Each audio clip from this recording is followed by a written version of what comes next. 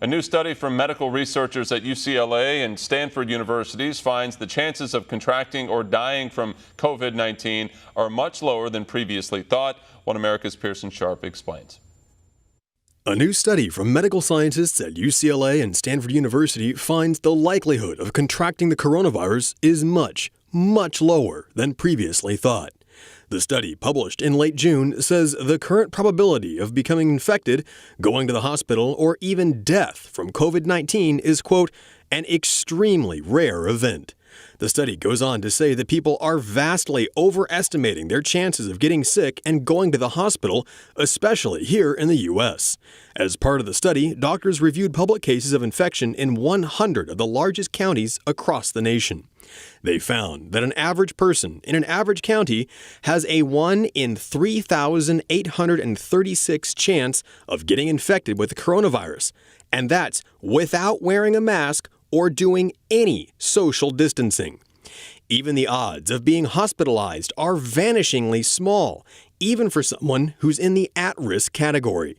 For an average person between 50 and 64 years old, the chances of getting the virus and needing hospitalization are 1 in 852,000. And for that same person who's at risk, the chances of dying from coronavirus are 1 in 19.1 million.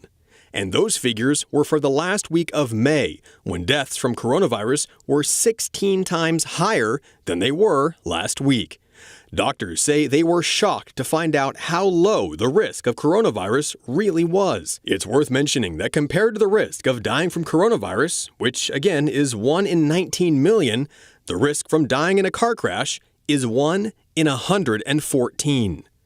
These figures come after a revelation from the CDC itself that of all deaths attributed to the coronavirus, just 6% actually died from the virus itself.